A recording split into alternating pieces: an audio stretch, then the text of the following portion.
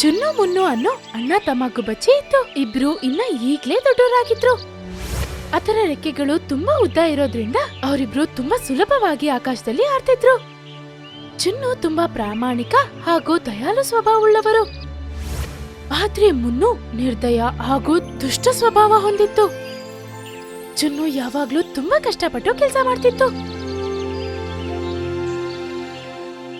ಒಂದಿವಸ ಚುನ್ನು ಅವರಮ್ಮ ಹತ್ರ ಹೇಳುತ್ತೆ, ಈಗ ನಾವು ದೊಡ್ಡದಾಗಿದ್ದೀವಿ, ನಮ್ಮ ಮನೇನ ನಾವು ಮಾಡ್ಕೊಳ್ಬೇಕು. ಮಗನೇ, ನೀನ್ ಯೋಚನೆ ಮಾಡೋದು ಸರಿನೇ. ಇವಾಗ ನೀನು ದೊಡ್ಡವನಾಗಿದ್ಯಾ, ನೀನೇ ನಿನ್ ಮನೇನ ಕಟ್ಕೋಬೇಕಾಗತ್ತೆ. ಇಲ್ಲ ಇಲ್ಲ, ಅಷ್ಟು ದೊಡ್ಡವರಾಗ್ಲಿಲ್ಲ ಇನ್ನು. ಇವನಿಗೆ ತಲೆ ಸರಿಲ್ಲ, ಏನೇನೋ ಆಲೋಚನೆ ಮಾಡ್ತಾನೆ. ಮಗನೇ, ಇದ್ರಲ್ಲಿ ತಪ್ಪೇನಿದೆ? ಒಂದಲ್ಲ ಒಂದಿವಸ ನನ್ನಿಂದ ದೂರ ಹೋಗಿ ನೀ ಜೀವಿಸ್ಲೇಬೇಕು. ಅದ್ರಿಂದ ಇವಾಗ್ಲೇ ದೂರ ಹೋಗಕ್ ಯಾಕೆ ಪ್ರಯತ್ನಿಸ್ಬಾರ್ದು? ಹಾ ಅಮ್ಮ, ನೀವು ಸರಿಯಾಗಿ ಹೇಳ್ತಿದ್ದೀರಾ. ಅದಕ್ಕೆ ಹೇಳ್ತಾ ಇರೋದು, ನಾವು ನಮ್ಗೋಸ್ಕರನೇ ಮನೆ ಮಾಡಬೇಕು. ಗೂಡ್ ಕಟ್ಟಕ್ಕೆ ನಂಗೆ ನಾಳೆಯಿಂದಾನೇ ಕಲ್ಸು. ಅಣ್ಣ, ತಲೆ ಕೆಟ್ಟಿದ್ಯಾ? ಏನ್ ಬೇಕಾದ್ರೂ ಮಾಡು. ಚುನ್ನು ಮುನ್ನು, ನೀವಿಬ್ರು ನನ್ನ ಮಕ್ಕಳು.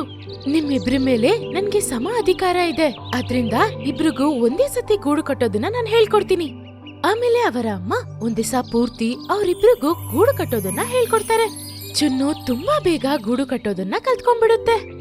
ಆದ್ರೆ ಮುನ್ನು ಸೋಂಬೇರಿಯಾಗಿರೋದ್ರಿಂದ ಈ ತರ ಯೋಚನೆ ಮಾಡುತ್ತೆ.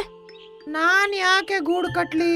ನಾನು ಗೂಡು ಕಟ್ಟಕ್ ಕಲ್ತ್ರೆ ಅಮ್ಮ ನನ್ನ ಬೇರೆ ಮಾಡುತ್ತಾಳೆ.